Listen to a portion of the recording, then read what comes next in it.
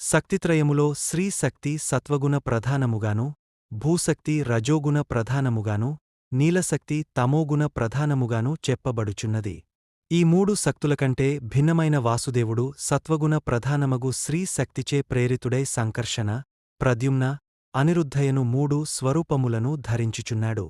ఈ మూడింటిలో తిరిగా సంకర్షణుడు నీలాశక్తితోనూ, ప్రద్యుమ్నుడు భూశక్తి అంటే రజో శక్తితోనూ, అనిరుద్ధుడు సత్వ శక్తితోనూ కూడుకునియున్నారు. సంకర్షణుని వలన మహత్తు, ప్రద్యుమ్ని వలన అహంకారము, అనిరుద్ధుని వలన అహంకార స్వరూపుడు అగు బ్రహ్మయు స్వయముగా జన్మించిరి. వీరు ముగ్గురూ పూర్వమందు చెప్పబడిన తమ తమ శక్తులతో కూడియుండిరి. అహంకారము మూడు విధములు ఎట్లనగా సాత్వికము అంటే వైకారికము, రాజసము అంటే తైజసము, తమసము అంటే భౌతికము. వీనిలో వైకారికాహంకారము వలన దేవగణము అంటే దిక్కు, వాయువు, సూర్యుడు మొదలైనవి, తైజసహంకారము వలన ఇంద్రియ గణము అంటే శ్రోత్ర నేత్రాదులు, మరియు తమసహంకారము వలన భూతాది గణము అంటే పంచభూతాదులు, ఆకాశాదులు పూర్వమందు చెప్పబడిన తమ తమ గుణములతో కూడినవై జన్మించినవి.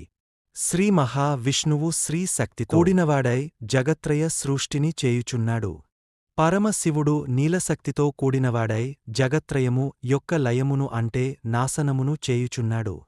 సమస్త జీవములందు పరమాత్మ ప్రకాశించుచుండెను.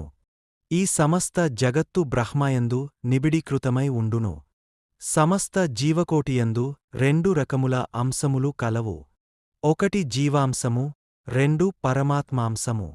ఈ రెండు అంశములలో కొన్నింటియందు జీవాంశము అధికముగా ఉండును, కొన్నింటియందు పరమాత్మాంశము అధికముగా ఉండును. ఎట్లనగా సూర్యాది గ్రహములు, బ్రహ్మ రుద్రాది దేవతలు, ఇతరములైన అవతార విశేషములు పరమాత్మాంశము అధికముగల వారగుచున్నారు.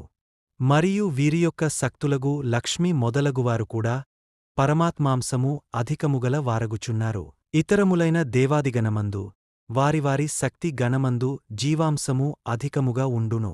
ఇది శ్రీ బృహత్పరాశర హోరా శాస్త్రమందు గ్రంథావతరణమందు సృష్టి క్రమ కథానాధ్యము అను ప్రథమాధ్యాయము ముగసెను.